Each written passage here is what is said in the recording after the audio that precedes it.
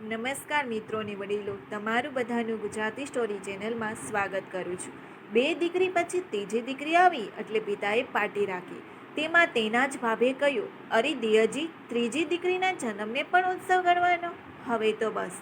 જો આ સ્ટોરી તમને પસંદ પડે તો આ ચેનલને સબસ્ક્રાઇબ, લાઈક, શેર અને કમેન્ટમાં અભિપ્રાય જરૂર આપજો. બાજુમાં રહેલ બેલ આઇકનને જરૂર ઓન કરજો જેથી તમને આવી અવનવી સ્ટોરી સાંભળવા સૌથી પહેલાં મળે. ત્રીજી દીકરીના જન્મની ખુશીમાં ઘરે નાનકડો મેળવડો હતો. રસોડામાં ગરમા ગરમ ભજીયાની સુગંધ પ્રસરી રહી હતી અને મહેમાનોની હળવી વાતોનો ગુંજારવ વાતાવરણમાં ભળતો હતો. પોતાની બે દીકરાઓ પર ફૂલાતી સવિતાબેન ચાનો કપ રકાબીમાં રેડતા જરા તિરસ્કાર ભરેલા અવાજે પોતાના દિયર વિરેનભાઈ તરફ ફરીને બોલ્યા, કેમ દિયરજી, આ ત્રીજી કન્યાના જન્મને વળી કયો ઉત્સવ ગણવાનો?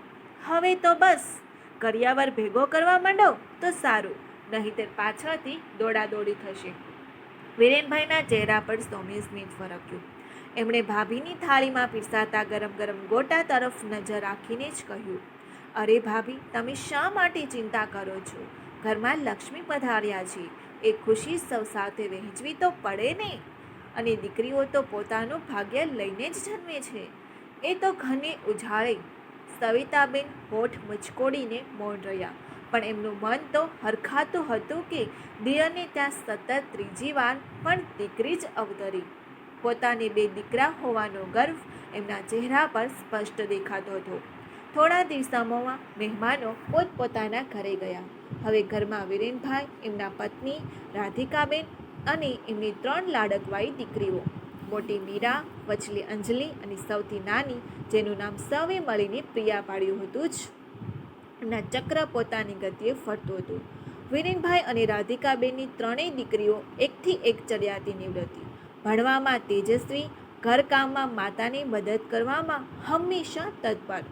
એમની બનાવેલી સુંદર કલાકૃતિઓથી ઘરની દિવાલો શોભતી અને અભ્યાસ તથા અન્ય પ્રવૃત્તિઓમાં જીતેલા અસંખ્ય મેડલ અને ટ્રોફીઓથી કબાટ છલકાતા.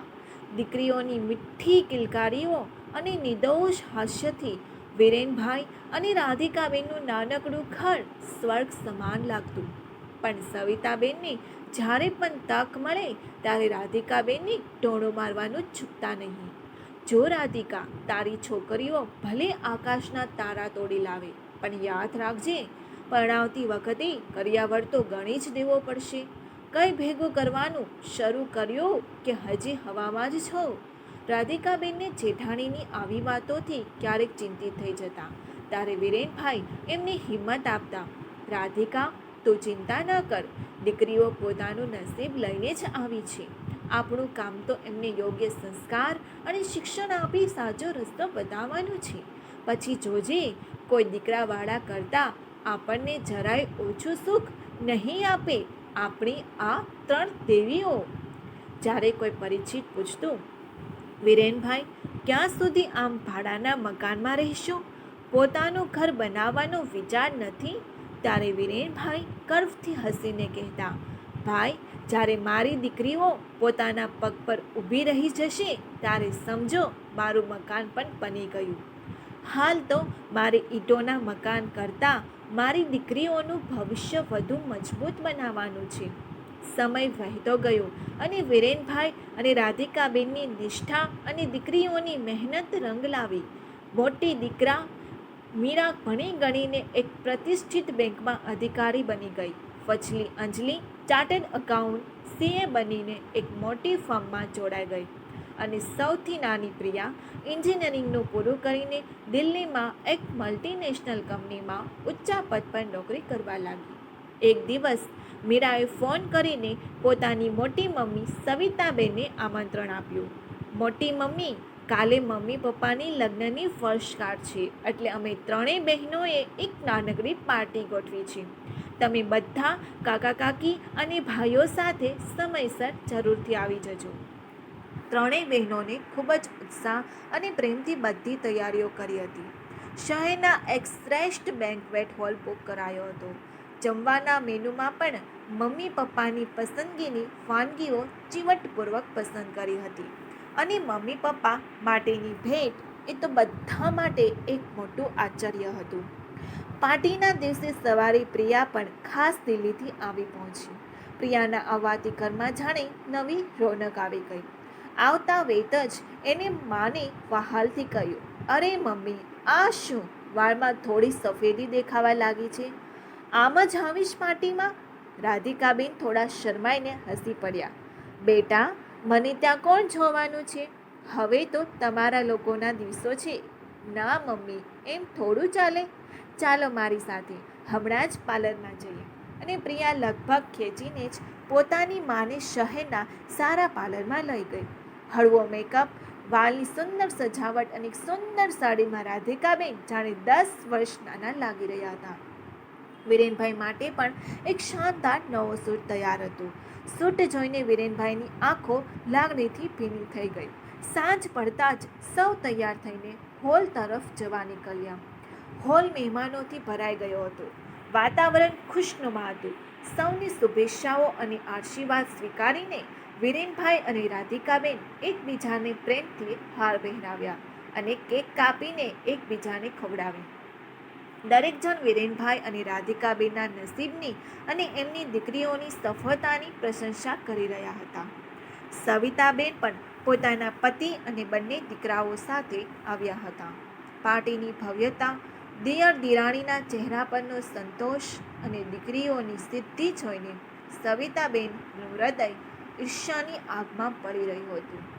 આજે તેમને પહેલી વાર તીવ્રપણે અહેસાસ થઈ રહ્યો હતો કે દિયરની દીકરીઓ હોવા છતાં જે સુખ, સંતોષ અને ગૌરવ આ છોકરીઓ એમના મા બાપને આપી રહી હતી, તે સુખ એમના બંને લાડકા દીકરાઓ ન તો ક્યારેય આપ્યું હતું, ન ભવિષ્યમાં આપી શકશે તેવી કોઈ નિશાની દેખાતી હતી.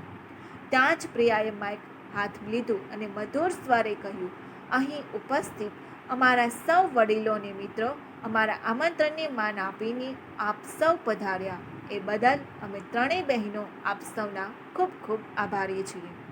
હવે સમય છે મારા મમ્મી પપ્પા માટે અમે ત્રણેય બહેનો તરફથી એક નાનકડી ભેટનો. પણ એ માટે મારે આપ સૌને બહાર લોનમાં આવવાની વિનંતી કરવી પડશે. આ વળી શું નવું છે પ્રિયા? વિરેનભાઈ ધીમેથી દીકરીના કાનમાં પૂછ્યું. જવાબમાં મીરાએ હસીને કહ્યું, તમે ચાલો તો ખરા પપ્પા, તમારી આંખોથી જ જોઈ લો. ત્રણેય બહેનો એકબીજાની આંખોથી ઇશારા કરીને રહસ્યમય રીતે હસી રહી હતી. સૌ મહેમાનો કુતૂહલવશ હોલની બહાર લોનમાં આવ્યા હતા અને ત્યાં જ બધાની નજર સામે લાલ રિબિનથી શણગારેલી ચાંદની જેવી ચમકતી એવી નવીન નકોર મોટી કાર ઊભી હતી. બધા મહેમાનો આશ્ચર્ય અને આનંદ સાથે તાળીઓથી વધાવવા લાગ્યા. વાહ ભાઈ વાહ, દીકરીઓ હોય તો આવી કમાલ કરી દીધી. અંજલિએ માઇક લઈને હસીને કહ્યું, પપ્પા, માનીએ છીએ કે તમારા જૂના સ્કૂટર જેવી મજા તો નહીં આપે, પણ હવે આપણે બધાએ એ સ્કૂટર પર એક સાથે બેસી પણ ન શકીએ ને, એટલે આજથી આપણી સવારી આમાં. અંજલિની વાત સાંભળી સૌ મહેમાનો ફરી હસી પડ્યા. રાધિકાબેન અને વિરેનભાઈની આંખોમાં હર્ષના આંસુ હતા. એમનું માથું આજે ગર્વથી ઊંચું હતું. સૌ ફરીને એમને અભિનંદન આપ્યા અને દીકરીઓની પ્રશંસા કરી.